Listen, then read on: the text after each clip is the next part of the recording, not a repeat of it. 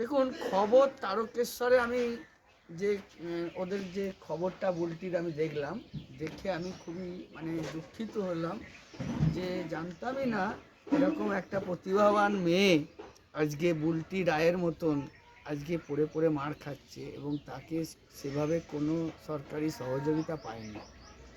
আজকে অনেক প্রকল্প আছে, নিজ ভূমি নিজ গৃহ যে প্রকল্প কেন্দ্র সরকারের রয়েছে, সেই প্রকল্প থেকে এনাকে তো একটা জায়গা এবং বাড়ি দেওয়া যেত।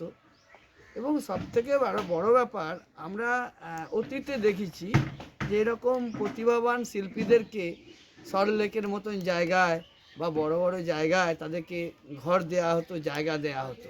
কিন্তু এরকম একটা প্রতিভা আজকে শুকিয়ে মরছে, কিন্তু সেদিকে কোনো প্রশাসনিক ব্যবস্থা নেই। আজকে আমি এটুকুন বলতে পারি, আজকে বিজেপি যদি এখানে ক্ষমতায় আসবেই, আসার পরে কটা মাস পরে আমি এই বুলটির দায়িত্ব সম্পূর্ণ নেব।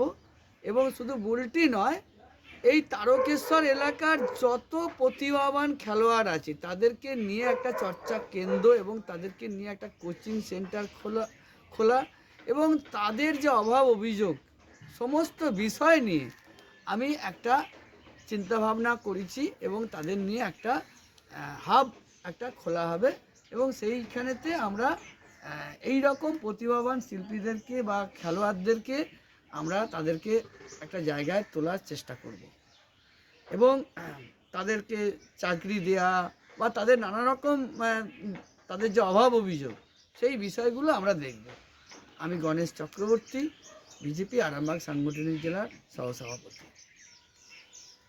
জ্যোতিষ জগতে অদ্বিতীয় ডক্টর অঞ্জন শাস্ত্রী, আপনার উজ্জ্বল ভবিষ্যতের একমাত্র দিশারি। Call for booking 7477886099 or log in www.anjanshastri.com।